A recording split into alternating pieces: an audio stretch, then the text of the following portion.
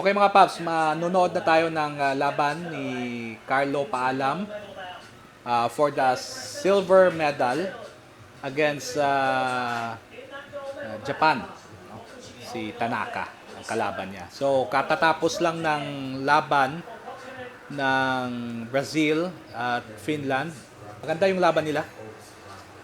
So up next is Carlo Paalam versus Tanaka ng Japan. Okay, this is for the silver medal. Okay, so this is a flyweight match between the Philippines and Japan. No? So, alam niyo na siguro na ang host country ay Japan. So, kailangan ni Paalam dito ng extra effort talaga, ng convincing win. Okay, ito na. Okay, atin ang Japan. The first one to enter the ring is the Japanese fighter. Mukhang confident. Confident pero mararamdaman mo rin na parang tensyonado din. Tanaka. Ippo Makonochi. Okay, go! Carlo Paalam. May the force be with you. Okay, maganda kay Carlo Paalam kasi hindi pa siya nagpapaalam. Okay. May the force of God. Okay. Pumasok na si Carlo sa ring. So, amateur match to. So, wala nang masyadong theatric sa pagpapakilala. Okay. Ito na, round 1. Okay, ang referee ay Polish.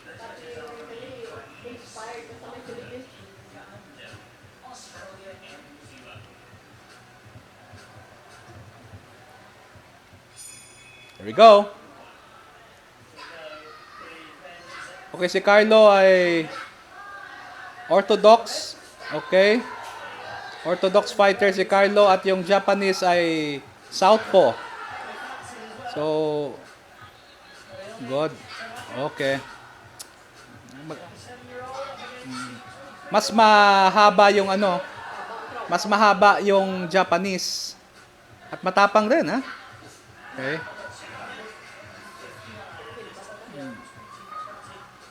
Good.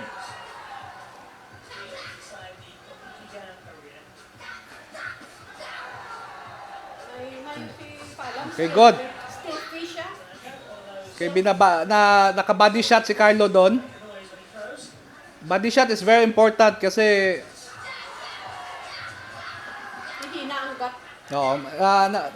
kung matamaan ka ng malakas na body shot, nawawalan ka ng confidence at ng hangin. Okay. So, battle of the right straight and left straight to. Magaling na body shot din from Japan. Good. Evenly matched for now. Pero maraming patama si Paalam na mukhang nag-slow down ang Japanese, ha. Pero, Japanese yung nag-move forward. So, si Carlo yung si Carlo yung nagka-counter. So, magandang laban. Ang di lang maganda dito kasi kung close fight yung rounds, malamang binibigay sa host country yan. Natamaan doon si Carlo. Left. Okay. No, you should. Minus? That's an illegal blow. Minus yun? Illegal blow yon. Forearm na smack. Back of the head pa. Okay, good. Magandang laban, close fight. Malakas din yung Japanese, ha. Kuhain ang timing. Parang wino-walk down niya, ang style niya is forward talaga. Forward style. Mexican. Dapat i-counter siya ni Carlo ng mga magandang shots. Good. I think Carlo is winning this round. But it's too close. Okay. I think I would give that to Paalam, but of course, Pinoy tayo, syempre may bias. Kasi maganda rin yung pinakita ng Japanese. Forward style at may mga magandang tira din siya. But yung mga counter ni Carlo, on point. At merong...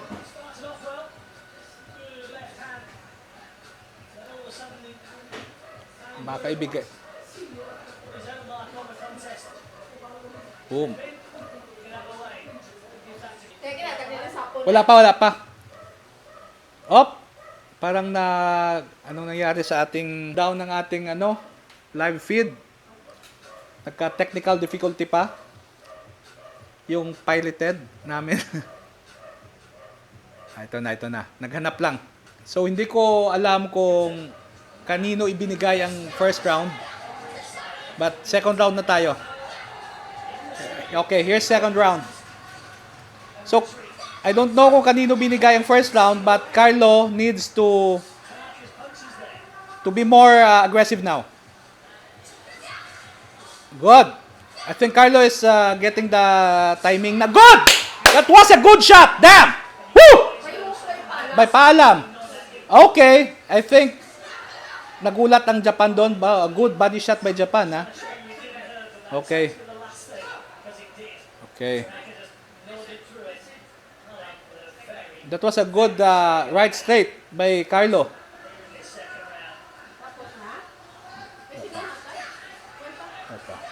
Okay.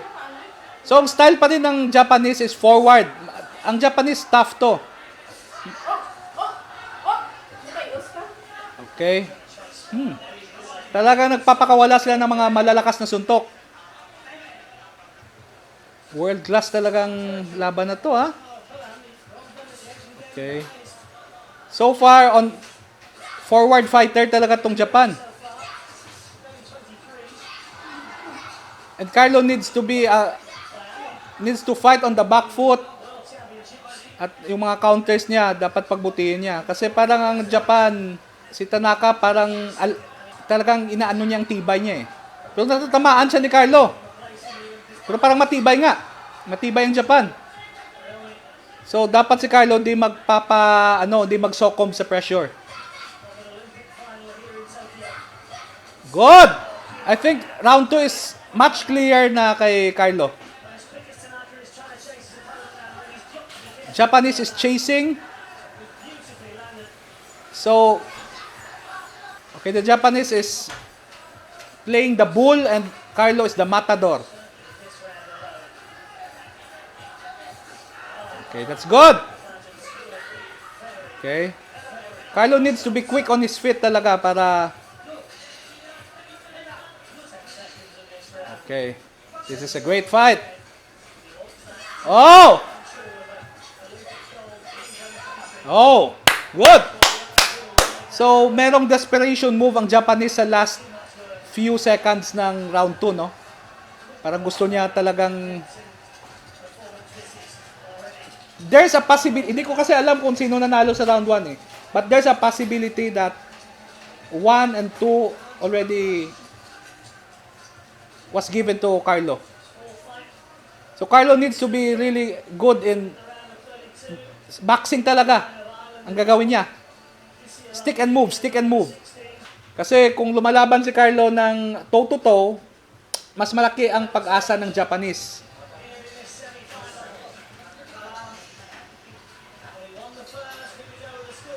Okay, here's the second.